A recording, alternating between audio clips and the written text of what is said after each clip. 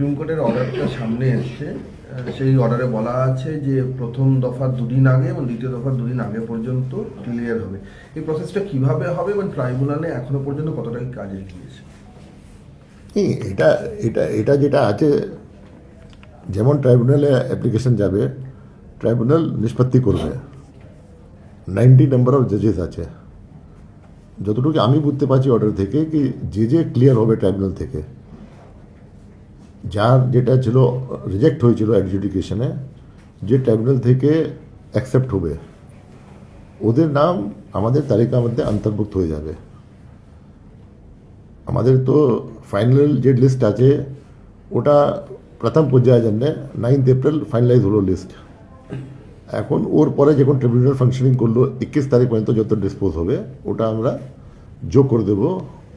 আর যে ভোটার এখন ক্লিয়ারেন্স পাবে ট্রাইব্যুনাল থেকে, ওদের ভোটিং রাইট রিস্টোর হয়ে যাবে। এই পর্যন্ত কত কেস ট্রাইব্যুনালে নিষ্পত্তি হয়েছে, ডিসপোজ?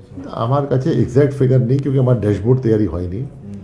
ড্যাশবোর্ড তৈরি করতে হয়ে যাবে, তখন আমি এটা আনসার দিতে পারবো। এসওপি কিছু তৈরি হয়েছে? একটা বলা হয়েছিল না কমন এসওপি হবে। দেখো, এসওপি যেটা আছে সুপ্রিম কোর্ট অর্ডার মধ্যেই ক্লিয়ার আছে কি এদের মধ্যে যে 19 অনারেবল জাজেস আছে, এরাই বসে, এদের কমিটি যে আছে 3 জজে বসে তৈরি করবে নিষ্পত্তি করার জন্য এসওপি। তো that is the internal mechanism how they will do it.